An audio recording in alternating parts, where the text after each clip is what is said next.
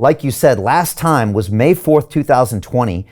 And, I look back on this, Robert, and the title of that episode was My Fight Against Mandatory Vaccinations, Big Pharma, and Dr. Fauci. And again, these are things that people weren't really talking about at the time. People really didn't know much about Fauci. They really weren't thinking about Big Pharma or even vaccinations. They were still trying to digest everything that was going on with lockdown. But you have a history with all of these things, with Fauci, with vaccinations, with Big Pharma. And so strangely, you had already seen, or maybe you could foresee where this was going. And I kind of want to jump into that today. Also, Robert, I'm pretty sure I said on that episode that I was getting vaccinated and then I believed in vaccines. I'm an MIT trained engineer and I grew up on science, and maybe I kind of worship science, but you really changed my mind that episode, because I just listened to what you said and I had no idea of the history of vaccinations, the government, ways that they indemnify them, etc. So I guess I want to start and just say, Robert, how back in May of 2020 did you already maybe see this coming or watch it happen in slow motion because you knew the mechanism maybe behind the scenes?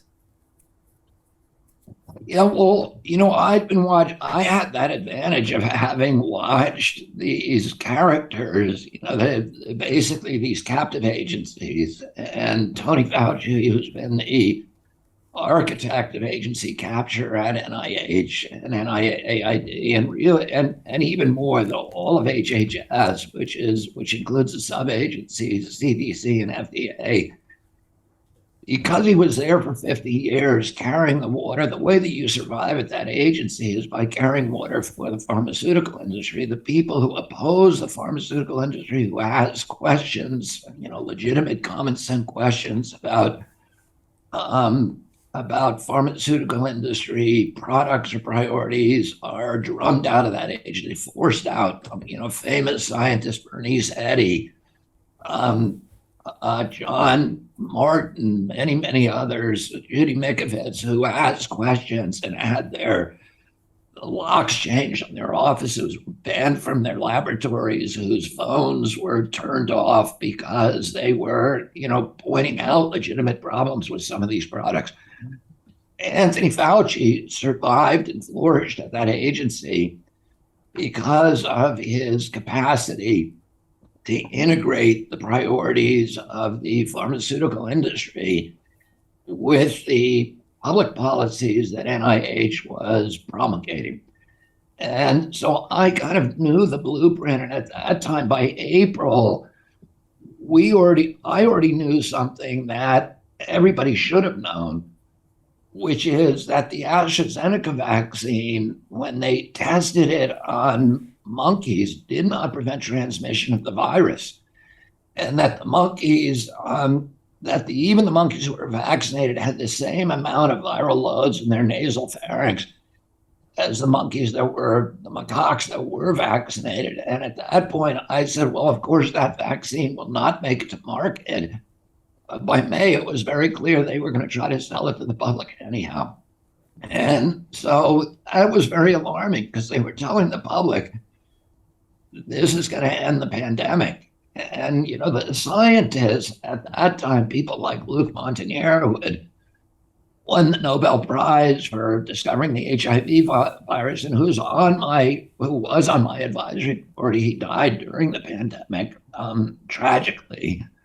But they were saying, the leading scientists were saying, wait a minute, if you take a leaky vaccine, in other words, one that does not provide sterilizing immunity, one where the virus continues to live in the vaccinated host, what you're doing is you're turning all these vaccinated people into factories for escape mutants, for mutated versions of that virus that know how to escape the vaccine. And so you're going to be constantly minting these new viruses, and instead of letting people get the disease, treating them for it so that they don't die, they don't get seriously ill with existing drugs, we're basically creating an endless viral cascade where each vaccine is just going to create new forms of the virus. And this was very clear to people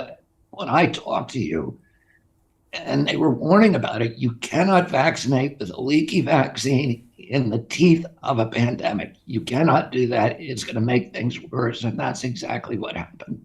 Hey, it's Brian Rose, founder of the DeFi Academy. I've told you my 4-week crypto bootcamp is amazing, but don't take my word for it. This is what my students are saying. The DeFi Academy was an amazing experience for me. It took me totally out of my comfort zone. In this course, I was challenged, I was held accountable, and pushed to do things that honestly weren't always easy. It's been phenomenal, and I can't believe we're already up on our 4 weeks. It has flown by. Going through this DeFi accelerator by far was one of the best courses I've taken. You do this course, you really get into the nitty-gritty of the activities that will make you comfortable with decentralized finance.